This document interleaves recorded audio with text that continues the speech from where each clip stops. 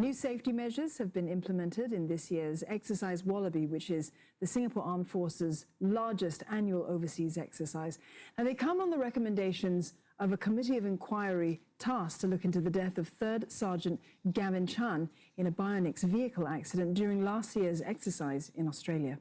Exercise Wallaby 2018 Overall Director and Chief Guards Officer Colonel Seet Wee Lim said vehicle commanders and operators now have to undergo mandatory competency and build-up training. This includes day and night driving on off-road terrain. A simplified evacuation protocol is also put in place to facilitate easier decision-making and reduce threshold for medical evacuation. Enhanced cooling measures such as the arm immersion cooling system and cooling pads are also accessible to the troops. These measures were also enforced for Exercise Trident, which is the bilateral component of Exercise Wallaby. The SAF and the Australian Defence Force conducted a rehearsal for one of its most complex operations today.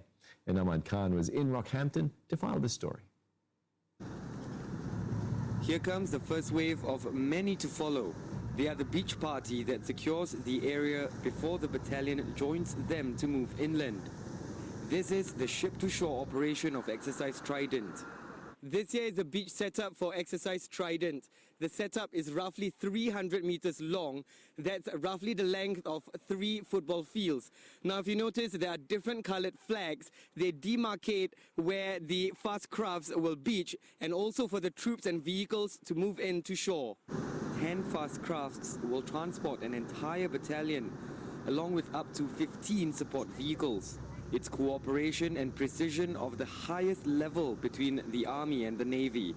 Sometimes Navy will just look at whether the forces can be projected to the beach. But there are a lot of other elements further inland. By providing them the Army perspective, we help them in making a more solid plan. We work seamlessly with our Army counterpart. If in the event that there's troops and vehicles, the Army personnel will be hand in hand with me, and we know how to move them safely and effectively. This landing ship tank will deploy the fast crafts several kilometers from shore.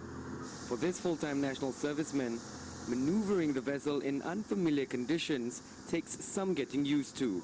We've got to take into account the sea state, the waves, the direction of the waves, tidal stream, so that we can gauge how best to drive the craft to make sure we don't cut the waves at a right angle. The ship-to-shore operation is a core component of this year's exercise. Its complexity means that it has to be conducted overseas. Singapore is quite small and also very congested, so it's very difficult to mount a conventional ship-to-shore exercise in Singapore. That's the reason why we come here with a more challenging environment and more realistic environment. Exercise Trident is the final frame of Exercise Wallaby, which involves 4,000 military personnel. Ahmad Khan, Channel News Asia, Rockhampton, Australia.